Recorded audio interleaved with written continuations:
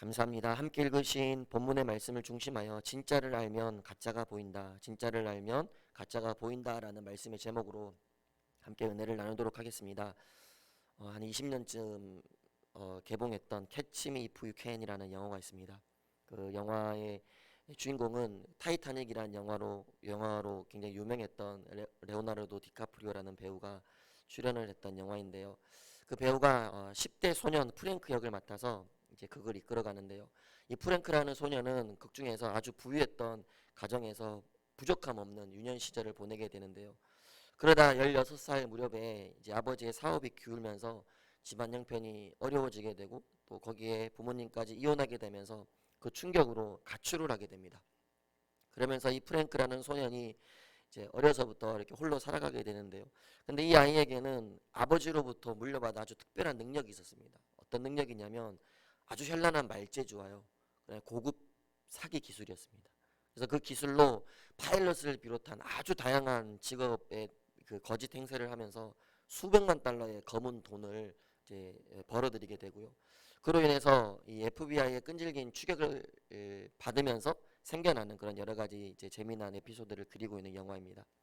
특별히 이 프랭크라는 소년이 수백만 달러의 그 돈을 벌어들이는데 사용한 기술은요, 아까도 말씀드렸듯이 이런 사기 기술이 기반이 되었는데요. 특별히 위조 수표를 만들어 가지고요, 그것을 현금화하는 방식으로 돈을 만들어냈습니다. 어린 나이인데도 얼마나 이 정교하게 이 위조 수표를 만들었는지, 또 아주 화려한 그 언변으로 이 사기를 쳤는지 수년 만에 엄청난 양의 위조 지폐를 만들고 또 걸리지 않고 그것을 현금화하게 됩니다. 그런 내용의 영화인데요. 그리고 영화가 끝나고 나면 더욱 우리가 한 가지 사실에 이제 놀라게 되는데요. 이 영화가 실화를 바탕으로 만든 영화라는 것입니다.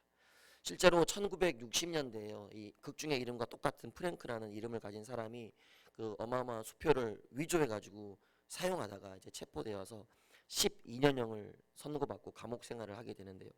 그런데 워낙 이 기술이 위조 지폐, 위패를 만드는 기술이 좋다 보니까 이 사람이 미국 정부를 위해서 그 기술을 쓰겠다라는 이 조건을 걸고 석방됩니다.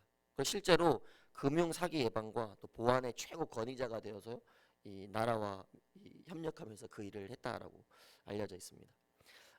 이것을 두고 우리가 뭐 인생 역전이다라고 또 하기에는 조금은 또 애매한 부분이 있긴 한데, 어쨌든 소위 아주 버라이어티한 인생을 살았던 그런 사람인 것은 분명한 것 같습니다. 제가 이 영화를 이렇게 선명하게 기억하고 있는 이유가 있는데요. 오래전이긴 하지만 그 한 인터넷 기사에서 이 영화의 내용을 소개하면서 특히 영화의 주된 소재이기도 한 이 위조 지폐와 관련해서 세계적인 위패 감별사가 우리나라에 있는데요. 그분의 어떤 인터뷰 내용을 그 실었던 기사를 제가 본 기억이 있습니다. 뭐 대충 이런 내용이었는데요. 이 위패라는 것이 당연히 아주 극비리에 불법으로 만들어지게 되고 또 그 기술도 갈수록 아주 좋아지고 정교해지다 보니까 정말 진짜보다 더 진짜 같은, 그래서 소위 뭐 슈퍼노트라고 불릴 만큼 아주 정교한 위패가 끊임없이 나오고 있는데, 그렇다면 그 어려움 속에서 어떻게 위패를 이제 구별해 낼 수 있냐라는 질문을 기자가 던지게 됩니다. 그때 이 세계적인 위패 감별 기술사분이 대답을 하는데요. 대답이 의외로 간단했습니다. 진짜를 제대로 알면 가짜를 구별할 수 있습니다 라는 대답이었습니다. 그러니까 가짜를 계속해서 연구해봐야 뭐 또 다른 가짜는 끊임없이 나오니까 결국에는 진짜를 제대로 아는 것이, 그 가짜의 기술이 아무리 발전하고 다양한 형태로 가짜가 아무리 기승을 부린다고 해도 걱정할 필요가 없다라는 것입니다. 그래서 진짜를 제대로 아는 것이 무엇보다 중요하다라고 그분이 인터뷰를 했던 내용이 제 기억 속에 있습니다. 오늘날 마치 정교하게 만들어진 이 위패와 같은 거짓 교훈과 또 철학과 같은 헛된 속임수로 수많은 영혼을 미혹하고 또 수많은 영혼들의 마음을 흔드는 그런 혼탁한 시대를 살아가는 우리에게 진짜를 제대로 알면 거짓을 구별해낼 수 있다라는 이 말이 참 은혜로 다가오는 것 같습니다. 특별히 최근에 또 사이비 집단에 관련된 소식이 온 나라를 시끄럽게 만들면서요, 이 말의 의미가 더욱더 깊고 중요하게 우리에게 다가오는 것 같은데요. 정말 중요한 것은 진리 대신 예수 그리스도를 제대로 알지 못하면 우리도 언제든 헛된 속임수와 또 거짓 교리에 우리들의 마음이 미혹당하게 될 수 있다라는 것입니다. 그러므로 진리 대신 예수 그리스도에 대한 바른 이해를 위해서 정말 복음의 진리에 더욱 확고히 우리의 믿음의 뿌리를 내리고 살아가는 그런 우리의 신앙의 모습이 되어야 한다라는 것입니다. 계속해서 골로새서의 말씀을 나누고 있습니다. 이번 바울 사도가 이단의 침투로 어려움을 겪고 있었던 골로새 교회를 향하여서 거듭 강조하고 있는 것도 바로 그 부분이었습니다. 그래서 골로새 교회 성도들이 거짓 교훈에 흔들리지 않고 견고한 복음 신앙을 갖기 위해서 여러분들이 예수 그리스도에 대한 바른 이해가 필요합니다라는 것을 계속해서 거듭 강조하고 있는 것입니다. 오늘 본문에서도 마찬가지입니다.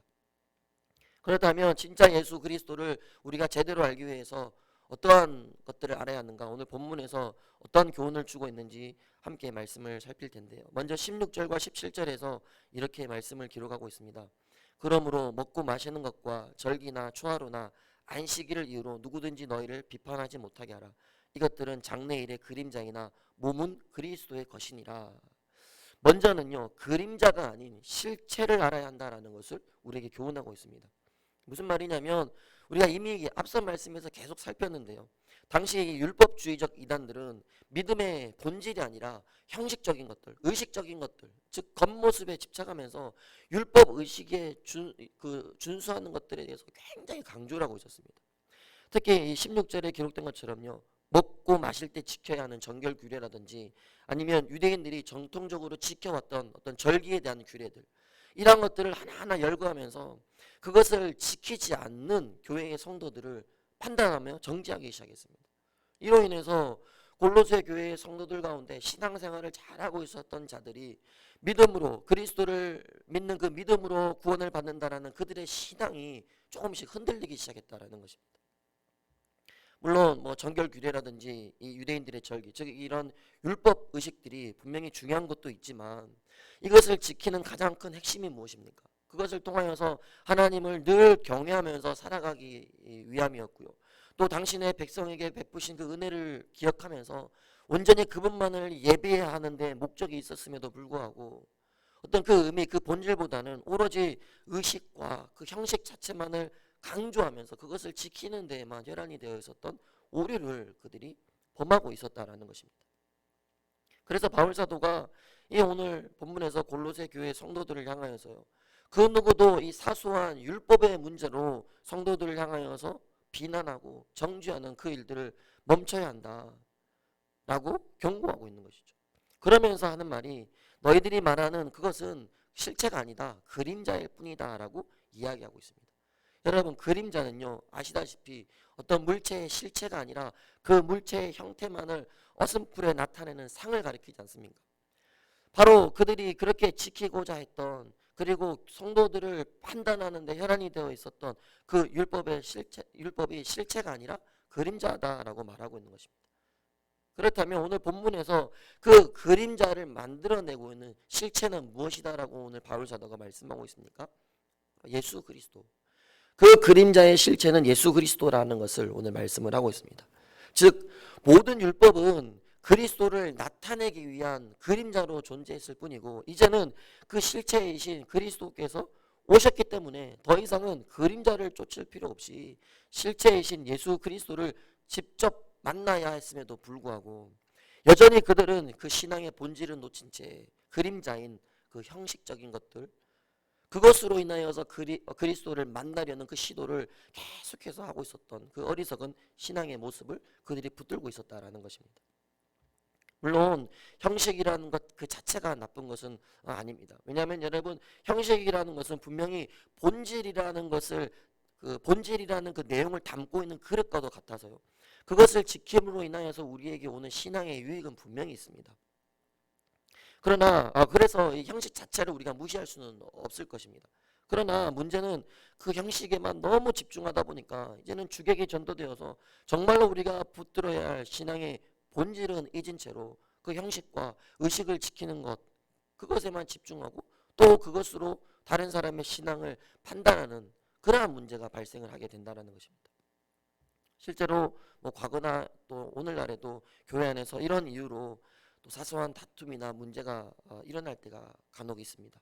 뭐 어떤 교회 안에 어떤 한 지체에 복장 문제라든지 또 그의 어떤 행동 같은 행동의 문제들로 인하여서 그 신앙을 판단하게 되고 정지하게 되는 것들, 또는 교회 안에 어떤 사소한 일들, 비본질적인 뭐 예를 들면 어떤 물건을 옮기는 일이라든지 교회 내의 어떤 뭐 카페트의 색깔이라든지 또 성가대 가운 스타일 뭐 이런 것들로 인하여서 서로들의 뭐 신앙을 어, 또 이렇게 판단하는 그런 문제가 될 때도 있었고, 제가 과거에 다 좀 겪어봤던 그런 이야기이기도 합니다.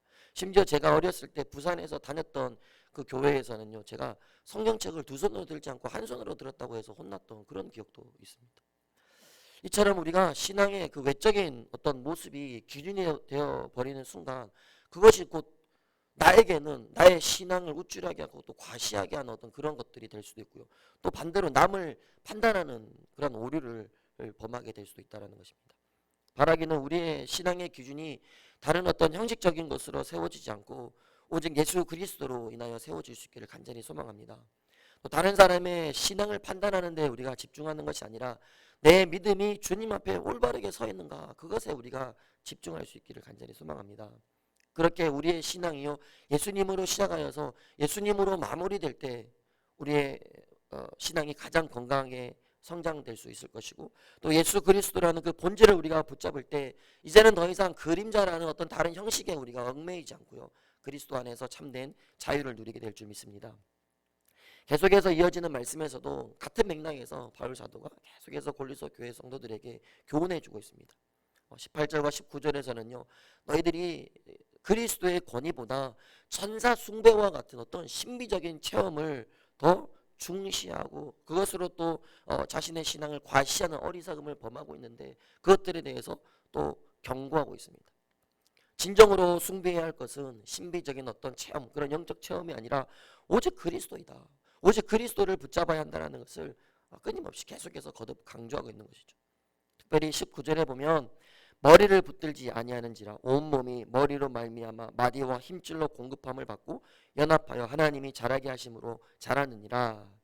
즉 교회의 머리 되시는 예수님으로 인하여서 주님의 몸된 교회가 그 생명력을 유지할 수 있음에도 불구하고 여전히 그들은 다른 형식적인 것들, 그 예수님을 의지하지 않고요, 다른 형식적인 것들 또는 이런 영적 체험, 천사 숭배라든지 어떤 신비적인 영적 체험을 중시하면서 그것이 교회의 머리가 되어서 교회를 유지한다라는 어떤 그런 착각 속에 빠져서 또 그것을 자신들이 어떤 신앙의 우월감을 갖고 또 그것을 경험해 보지 못한 자들을 무시하고 그들의 신앙을 판단하는 그러한 또 오류를 범하고 있었다라는 것이죠. 어떤 영적 체험도 그리스도를 아는 것보다 결코 중요하지 않습니다. 가장 중요한 것은 그리스도를 아는 것. 물론 또 이것 또한 역시 이 영적 체험을 통하여서 그리스도를 더욱 알게 되고 그분을 굳건히 붙잡게 되는 힘을 얻을 수 있습니다. 그러나 그 체험에만 우리가 집중하고 그리스도를 아는 것에는 관심이 없다 보면 결과적으로 그 체험들이 우리에게는 아무런 유익을 주지 못한다라는 것입니다. 저도 어렸을 때를 생각해 보면 초등학교, 중학교 이때 그런 어떤 영적인 체험을 얼마나 사모했는지 모르겠습니다. 막 은사적인 것들, 뭐 방언이라든지 뭐 하나님 뭐 저의 기도 가운데 환상 가운데 막 보여주시고 막 이런 어떤 그런 은사적인 것들을 굉장히 사모했던 것 같습니다. 마치 그것들을 경험하고 체험해야 나의 신앙의 어떤 뭐 계급이 올라가고 그로 인해서 남들보다 더 신앙의 어떤 수준이 더 높고 뭐 이런 것들을 제가 가지고 있었던 때가 있었던 것 같습니다. 결과적으로 그런 것들만 사모하고 다른 본질적인 것에 우리의 마음이 가지 않는다면 아무런 유익을 주지 못한다라는 것입니다.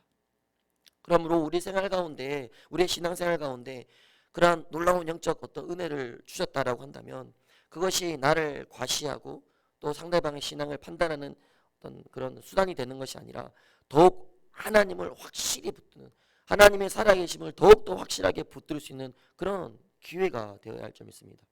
그렇지 않고 과시와 어떤 자랑의 수단이 된다면 결국 그러한 체험은요, 은혜가 아니라 남을 판단하는 잣대가 되어서 우리의 신앙을 해칠 뿐이다라는 것을 우리가 기억하고요. 그러면서 우리가 자랑해야 할 것은 어떤 종교적 행위나 신비한 영적 체험이 아니라 오직 십자가에서 우리를 위해 죽으시고 부활하신 그 예수 그리스도만이 우리의 유일한 자랑임을 우리가 고백할 수 있기를 간절히 소망합니다. 끝으로 바울 사도는 이제 20절 이하의 말씀에서 그 이단들이 자신들이 만들어낸 금욕주의적인 어떤 행위로 하나님께 의롭다함을 얻으려고 하는 그런 풍조들을 또 강하게 비판하고 있고요. 마지막 23절에서는 이제 결론으로 사람들의 가르침이나 유전은 구원과 아무런 관계 의미가 없다.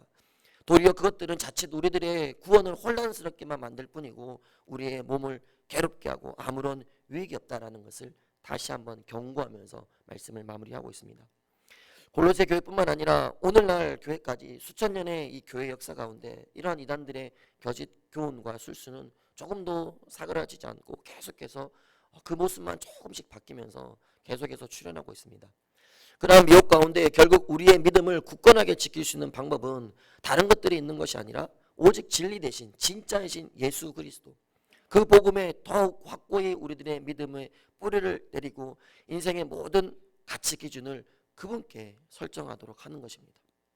또한 우리가 구원받는 것은 어떤 종교적 의식으로 되는 것이 아니라 오직 그리스도를 믿는 믿음으로 인해 구원을 받았기에 무엇보다 중요한 것이 그리스도와의 연합 그리고 교제와 사귐.